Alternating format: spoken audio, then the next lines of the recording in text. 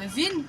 والله يا حبايبي والله الدكتورة قالت لي ما تشيليش ورقة من على الأرض، بس أنا أعمل إيه؟ البط بتاعي بيجبرني إن أنا أنزل أجيب له طماطم من السوق. ما كانش الطماطم سامعين صوته؟ واك واك واك طول النهار. أعمل إيه في البط دوت؟ نزلت آخر النهار أهو عشان أجيب لهم الطماطم. تعالوا بقى أوريكم هيعمل إيه لما يشوفها. تعال الأول إيه؟ نقفل.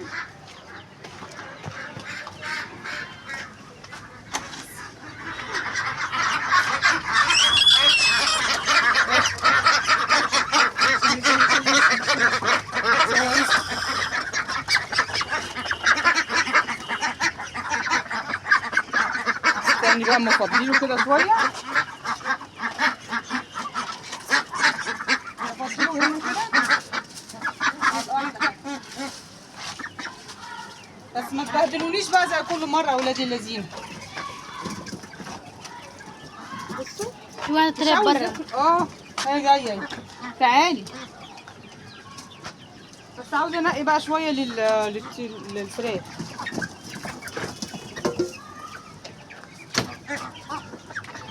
عاوزه انقي شويه كده نضاف للفراخ واغسلهم واخرطهم للفراخ. انت شايفه يا حبيبه ولا بتصوري اي كلام؟ هو شايف والله العظيم انا حاسه انت بتصوري اي كلام. والله لا شايف. يا بنتي صوري عدل يا بنتي، ده نملك. اعمل فيها ايه البت دي؟ بشتكيكوا ليه؟ انا خايفه بس يبهدلوني زي كل مره انزل اغسل العبايه. كل مره انزل اغسل العبايه، اعمل ايه؟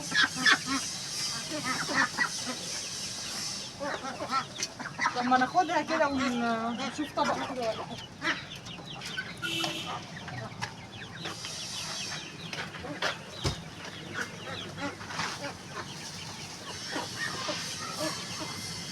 بنقي اللي هي سليمه شويه عشان الكتاكيت، علشان الفراخ والكتاكيت اخرطها لهم. والله القوطه غاليه في سوق الايام دي، بس برضه بيطلع منها برضه مستوي يعني، لابد برضه ان هي يطلع منها يعني. انتوا عارفين النهارده الطماطم في السوق سعرها ايه؟ الكيلو ب 14 جنيه. بس انا ما دفعتش جنيه واحد في الطماطم دي كلها، ما دفعتش فيها جنيه واحد. ليه بقى؟ اقول لكم ليه. لان انا بنزل اخر النهار زي كده وبجيبها زي ما انتوا شايفين كده ايه، مستويه. يعني هما بيبقوا حاطينها في الاكياس. ايه رايح فين؟ الطماطم اللي بتطلع عندهم مش عايزينها بيحطوها في كيس وبيحطوها على جنب. اي حد بقى بيربي طيور بيروح ياخدها، يعني مش انا بس، لا ده في ناس كتير. اي حد يكون بيربي طيور بقى، بيربي بط، بيربي حتى والله سواء الغنم والحاجات دي بتاكلها.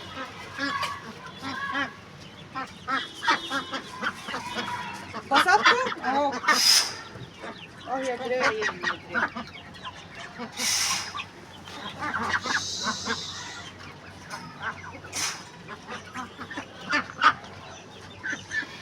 شفتوا بس الشنطه دي فيها برضه ايه حاجه كده حاجة ولو بشربها ميه.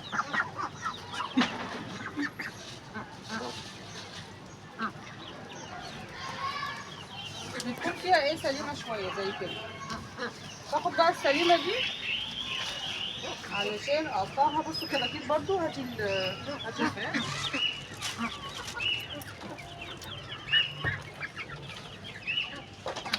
مستنيين برضو نصيبهم من الطماطم.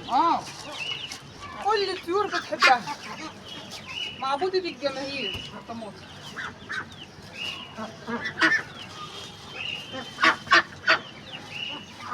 البط بقى حاطه قدامه الذره والشيشه وكل حاجه، مش عاوز ياكل ولا اي طماطم. تعالي نغسل دول يا حبيبي.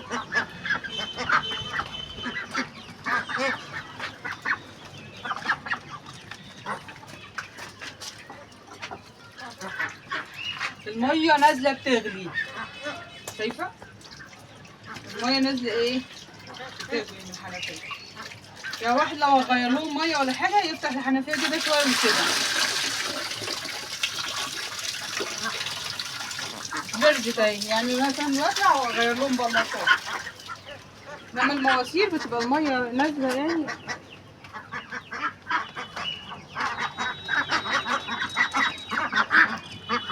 يا جدعان يا جدعان،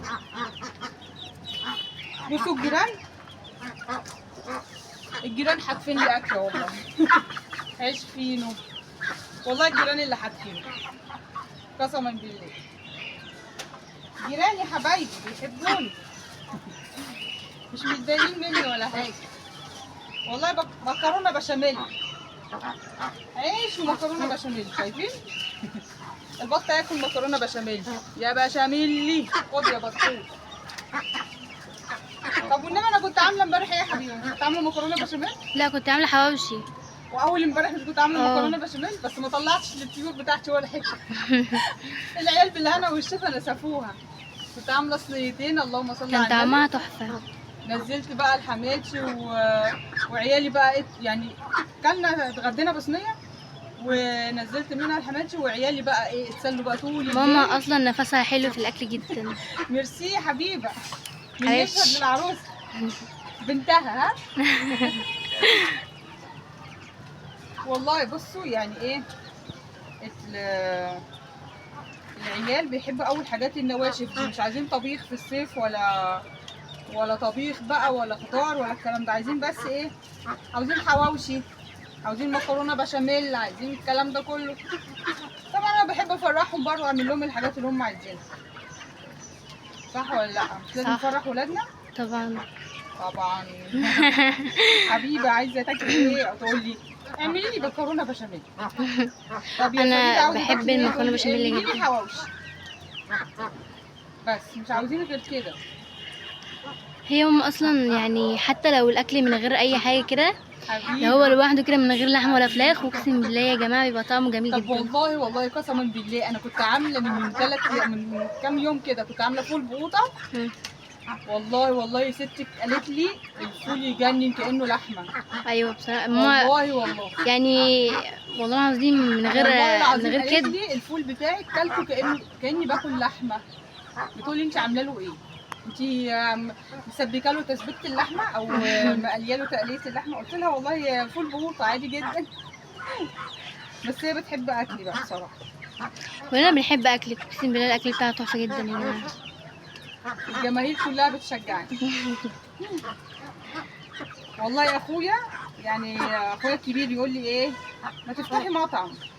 قلت له بقى انا هفتح مطعم ولا هربي طيور ولا هربي ولادي؟ ما كفايه عليا. افتحي مطعم واكتبي ايه ام حبيبه. كل ما يدوق حاجه من ايدي يقول لي ايه كشري مثلا، يقول لي افتحي كشري. يدوق مثلا حواوشي يقول لي اعملي مطعم حواوشي. يدوق الكريب يقول لي اعملي كريب. قلت له طب انا هعمل ايه ولا ايه؟ اعمل كل الاكلات، اعمل مطعم كل الاكلات. تعالي بقى ندي الفراخ شويه الكتاكيت. هوريكم بقى الكتاكيت برضو بيهجموا عليها. طبعا انا عملت فيديو قبل كده وانا باكل برضو البط والكتاكيت والحاجات دي الطماطم. والله ما دافعه فيها جنيه. برضو بهدلوها عباية، برضو بهدلوها، مفيش فايده يا ولادي الذين. تعالي صوري كده الكتاكيت دي يا حبيبي. ما شاء الله بص هجموا عليها. بيحبوها قوي. مفيش حاجه ما بتحبش الطماطم، عشان كده انا بنزل وبضحي بالدراع اللي بيوجعني دوت. يا حبيبي يا دراعي، الدكتوره قالت لي ما تشيليش ورقه. بشيل الكيس فيه يجي 5 كيلو، وهنا 10 كيلو، وهنا 5 كيلو. ربنا يعينك والله يا ماما. هي اللي شايله البيت كله. يا رب اللهم اعيني وقويني يا رب. بس اقطع برضو شويه انا حاسه الطرحه باظت. ايوه شويه صغيره. طب وقفي كده اما اظبطها. احط الدبوس ولا بلاش؟ حطيه عشان برضك ايه الطرحه ما تقعش. اصل انا بعملها كده بدخلها جوه زوري. اهو حلو كده. حلو كده. تمام يلا نكمل. بقول لكم ايه بقى، عبايتي كل ما اجيب قوطه لازم انزل اغسلها. ينفع كده؟ اهم حاجه بس البطوط بتاعي يتبسط. ايوه والله ما عشان حاجه، انا بيصعب عليا بصراحه بحس ان هو بيقول لي عايزين قوطه عايزين. عامل لي مظاهره ليل ونهار. شو بقى انا كمان بستجيب لدعائه بيبهدلوني. وبنزل على طول اجيب له القوطه. بنزل بقى ايه اشوف بقى عند البياعين بيبقوا ايه القوطه اللي بتبوظ منهم بيحطوها في كيس وبيركنوها على جنب. اي حاجه بيجي ياخد، اي حد بيربي طيور بيجي ياخدها على طول. في ناس كتير على فكره مش عارفه قيمه القوطه بالنسبه للبط. يعني في ناس كتير ايه تقول ايه يعني احنا هناكلهم طماطم، يعني احنا هناكلهم قوطه. ايوه الحاجه اللي هم بيطلبوها اكلوها لهم، يعني الحاجه اللي هم طالبينها وعاوزينها هاتوها لهم على طول. خاصة في الحر، يعني ممكن في الشتاء عادي، ممكن في الشتاء ما يطلبوهاش قوي. لكن تقولوا لي طب انت عرفتي ازاي ان هم طالبينها؟ هقول لكم. انا لما بطلع الصبح احط لهم الاكل بتاعهم، العلف بتاعهم، بيبقوا يعني بياكلوا كده ايه يعني جوعا بس، يعني مش بياكلوا او مش بيدوسوا اول شيء. بعد العصر بقى كده اسمع صوتهم بقى كاك كاك كاك والاكل قدامهم، يعني الاكل قدامهم، يبقى هم كده عاوزين ايه؟ طماطم طبعا. عاوزين طماطم. فانا بقى بروح عايزين السوق، طمطومة. بروح السوق ايه اجيب لهم. بصي يعني الفراخ طلعت عمالين ايه ينقطوا. ما تخافوش انا بقطع لكم اهو يا ولاد البيت. طب تعالي نرمي لهم شويه مؤقتا عشان ايه. تعالي يلا بس. تعالي رايحه فين؟ مش بعرف امشي بالبط والله العظيم ما بعرف امشي. بصي جايو. شوفوا طريقة كيوت قوي. مشكلته بقى انا خلاص الله. هتاخدوا نصيبكم ونصيب غيركم. عاوزين طماطم. عايزين طماطم. بس برضه جايين وراكي. اهو يلا. الفراخ بقى عشان ما يطلعوش بره ايه ياكلوا من القطه اللي هي مش مغسوله. انا الفراخ بغسلها لهم، بغسل لهم القطه بتاعتهم. عشان الفراخ ما عندهمش مناعة صح؟ ما عندهمش مناعة قوية صح؟ عايزين ميه؟ بقولك لا عشان الفراخ يعني ما عندهمش مناعة قوية وكده عشان ايوه عشان الأمراض. مناعتهم ضعيفه، فانا بحاول ان انا اغسلها لهم الاول. لكن البط ده رمران. اي حد عارف ان البط رمران، مش حاجه جديده يعني. بياكل اي حاجه. بس طبعا احنا بنجيب له احلى حاجه يعني. أكيد. بياكله سواء اجيب له بطيخ، يس. اجيب له فاكهه من عند الفكهاني. لا ده انا مدلعه طيوري قوي قوي ما تقولي. مدلعاهم على الاخر يعني. بقول لك الفيديو طويل صح؟